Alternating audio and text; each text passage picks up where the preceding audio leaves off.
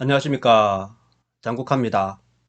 오늘 주제는 서울부동산 리셋, 부산부동산 주목받나 라는 주제로 영상을 촬영하고자 합니다. 서울부동산이 리셋되었습니다. 다시 강남으로 돌아갔다는 거죠. 그래서 강남 속 풍선 효과가 재현되었다는 겁니다. 그로 인해 6.17 부동산 대책으로 후속으로 부산 부동산이 주목받을까라는 주제입니다. 그러면 영상을 보시기 전 구독과 좋아요 부탁드립니다.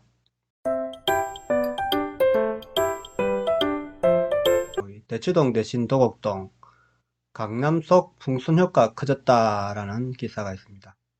잠실, 대치, 삼성, 청담 토지거래 허가제가 지정된 이후 인근 아파트 단지가 풍선 효과가 되었다는 거죠. 직전 거래가보다 3억 원 뛰어올라. 제가 6.17 대책으로 다시 수도권 부동산이 리셋되었다 이야기했죠. 그죠? 자, 수도권 전체가 규제가 되면은 어디가 오른다 했습니다. 서울이고 강남이랬죠. 그죠? 그 결과가 지금 나타났다는 거죠. 제 말이 그대로 맞아떨어졌다는 겁니다. 서울 성파구 방이동 잠실 한양 3차 아파트 전용 144제곱미터는 지난 25일 신고가를 기록했다. 바로 인접한 잠실동이 토지거래 허가제로 지정된 지 이틀 만이다. 한양 3차 아파트는 16억 8천만원에 손바뀜되면서 한 달 전 거래가인 15억 9천만원보다 1억 원 가까이 뛰었다. 방이동 K공인중개업소 관계자는 23일 전까지는 잠실동 아파트가 불이 나게 팔리더니 지금은 잠실과 가까운 방이동, 신천동 아파트 매매가 많이 이루어지고 있다고 말했다는 것입니다. 자, 제가 그죠? 서울이 다시 토지거래 허가제 구역을 벗어난 지역이 오를 거라고 이야기했죠. 그죠? 여기 잠실, 대치, 삼성, 청담이 지금 토지거래 허가 구역으로 묶여니까 지금 다른 쪽 옮겨갔다는 겁니다. 강남 안에서도 6.17 대책 풍선 효과가 나타나고 있다. 잠실, 대치, 삼성, 청담 등이 토지거래 허가제로 묶이면서 매수자들이 인접 동네로 쏠리고 있다.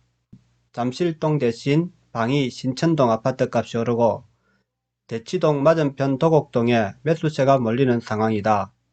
강남권 개발 호재를 간접적으로 누릴 수 있는 데다 규제에 벗어날 수 있는 지역이기 때문이다.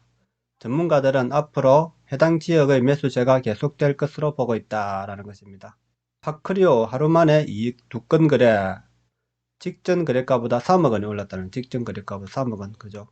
1일 국토교통부 실거래가 공개 시스템에 따르면 지난 26일 송파구 신천동 파크리오 아파트 144제곱미터 매매 2건이 성사됐다. 각각 22억 8천만원, 22억 4천만원으로 일주일 전인 19억 8천만원으로 3억 가까이 오른 가격이다.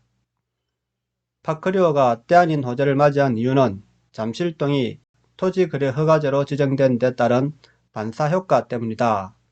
잠실동은 지난 6.17 대책으로 토지거래 허가구역으로 지정되면서 매수자는 이 지역 주택을 살 시 즉시 입주를 해야 한다. 갭투자가 사실상 불가능해졌다는 의미다. 또 다주택자의 경우 토지거래 허가제 구역 내 아파트를 매입할 시 주택을 추가로 구입해야 하는 사유 등을 구체적으로 소명해야 한다. 이 때문에 토지거래 허가제가 본격 시행된 23일 이후 잠실동 리센츠와 엘스 아파트 매매는 사실상 거의 이루어지지 않고 있는 상황이다.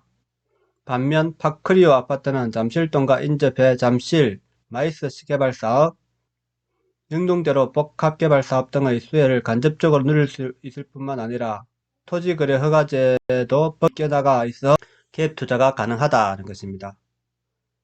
실제 지난 26일 거래된 파크리오 아파트 매매 모두 갭투자로 전세보증금이 약 13억 원이 낀 매물로 알려졌다.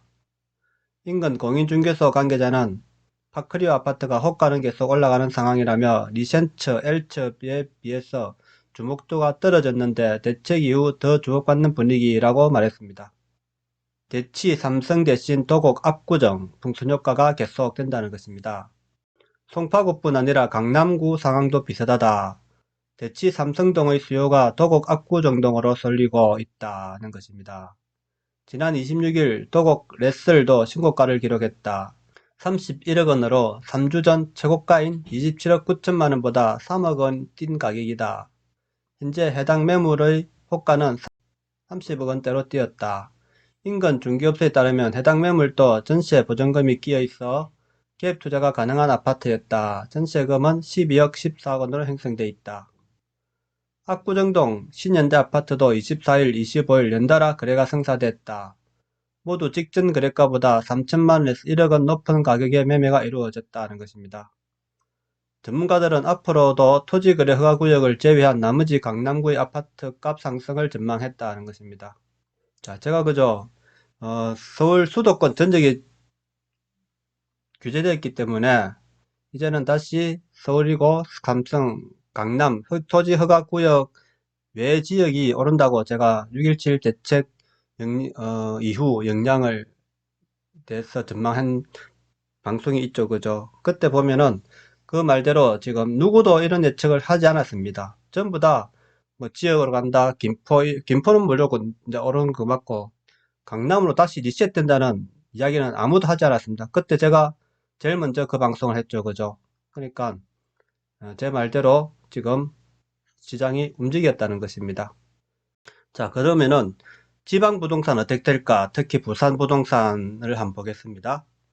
6.17 부동산 대책 속 부산 다시 주목받나? 자, 부산이 과연 주목을 받을까요? 안 받을까요? 그죠? 8월부터 분양권 전매 제한 예고, 부산 청약 열기 후권, 북항 재개발 등 대규모 개발 호재 앞세워 기대감 고조. 자, 북항 재개발, 그죠? 아주 멋있죠? 저도 이 북항 재개발이 다 되고 나면은 상당히 멋있을 것으로 예상합니다. 하지만 어떻게 진행될지는 좀 더 지켜봐야 되겠죠. 최근 발표된 6.17 부동산 대책으로 규제지역에 대한 관심이 높아지는 가운데 대표 광역시인 부산의 관심이 높아지고 있다. 물론 관심은 항상 있죠. 그죠? 부산이라는 것은. 지난해 말 규제지역에 세제된 후 청약 열기가 치열했지만 전매 제한 강화라는 6.17 부동산 대책의 규제로 인해 발등에 불이 떨어지는 상황이기 때문이다. 하지만 오히려 비규제 지역으로 풀리기 전 아파트 값이 조정기간을 거쳤고 제2도시라는 타이틀을 갖고 있어 이번 규제로 인해 타 지역에 비해 최대 수요지가 될 수 있다는 시각도 있다. 아직 시각입니다. 아직 확실한 건 아닙니다. 실제로 부산은 2016년 이후 조정 대상 지역에서 묶였다가 지난해 11월 해운대구, 동래구, 수영구를 마지막으로 해제돼 현재 전 지역이 비규제 지역이다. 자, 부산 지역은 지금 전부 다 규제가 하나도 없습니다. 지난해 말 부산의 비규제 지역 해제는 2018년, 2019년 두 해 동안 하락세를 보였던 아파트 값을 상승세로 돌려놓은 계기가 되었다. KB부동산 월간 통계 자료를 보면 부산 부동산 아파트 매매 가격 상승률은 2018년 마이너스 2.3%, 2.03%, 2019년 마이너스 1.54%, 2020년 5월까지 0.44% 상승한 것으로 나타났다. 자, 5월까지가 이제 올해는 5월까지 0.44%가 올랐죠. 오르긴 2, 3월 달까지 올랐기 때문에 그죠. 근데 특정 지역에서만 좀 많이 올랐고 그죠. 그리고 신축 위주로 올랐기 때문에 전체 다 올랐다고는 볼 수 없는 겁니다. 주택 매매 거래량도 작년에 비해 늘었다. 5월 부산의 주택 매매는 5,663건으로 전년 동기 대비 60.7% 증가했다. 작년 5월은 전년 동기니까 작년에는 사실 엄청 하락기였기 때문에 거래가 거의 없었고 프로테이지는 의미 없다고 봅니다. 일단 5,666건이 발생했죠. 그죠? 지금 현재까지는 거래 건수 조금 늘었습니다. 올 들어 부산 지역의 상승세에는 해운대구와 수영구의 힘이 컸다. 규제지역 해제가 발표되기 직전인 작년 10월부터 올해 5월까지 아파트 매매가 상승률은 해운대가 4.25%, 수영구가 5.41%로 부산에서 가장 많이 올랐다는 것이죠. 물론 올랐죠. 그죠? 조정지역이 해제되면서 정책이 변화가 있었기 때문에 여기에 올란 것은 사실입니다. 신축하고 그죠 재건축 위주로 많이 올랐다는 거죠. 그죠? 동기간 전국 2.53%와 서울 3.75% 평균 오름폭과 비교해도 높은 수준이다. 부산은 조정지 해제됐기 때문에 이렇게 오른 겁니다. 잠깐 올란 겁니다. 아직까지는. 수영구와 해운대구의 상승이 부산 집값 상승률을 높였지만 원도심의 반격도 만만치 않죠. 원도심으로 갑니다. 지난 23일 1순위 청약 접수를 한 부산 진구 부암 1구역의 평양산 롯데캐슬 골드 센트럴의 평균 청약률은 28.32대 1로 마감되었다. 자, 이거는 낮은 지금 청약률이죠. 지금 현재 그 신축의 인기도에 비해서는 조금 낮은 편입니다. 5월에는 양정 2구역 양정 포레일스 스위첸이 93점, 그죠? 양정은, 포레이츠는 93대 1인데 이건 28대니까 상당히 청약률 저조한 거 아닙니까? 그죠? 배양사는.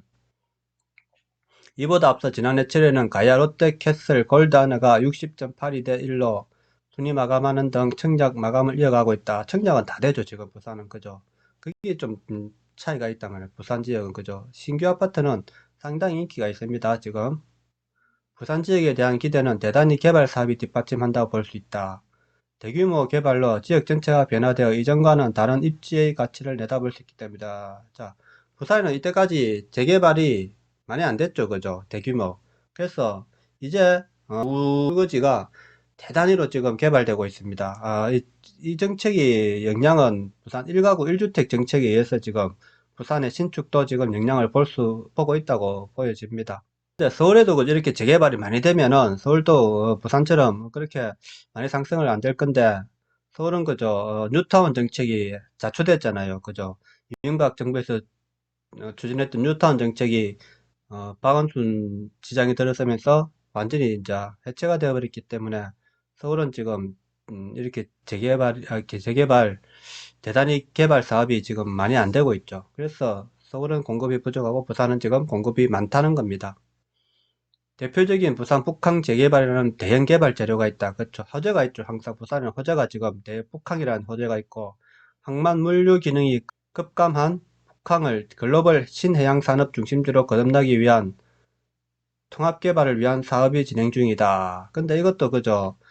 어차피 뭐 구축에서 신축으로 옮겨가는 그런 영향밖에 못하죠.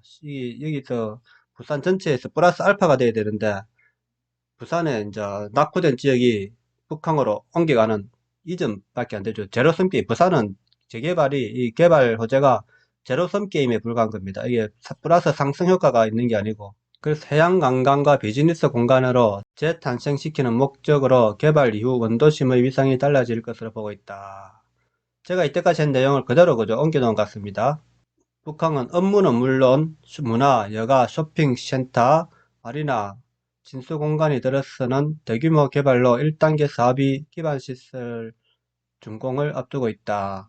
또 이 일대 상업 업무 지구의 조성도 가시화되고 있다. 이미 D-1 블록은 부산 지역 건설업체가 지난 2017년 1월 1028실 규모의 생활형 숙박시설 건축 허가를 받아 현재 건설 중이며 바로 옆의 D-2 블록과 D3 블록도 사업을 추진 중이다.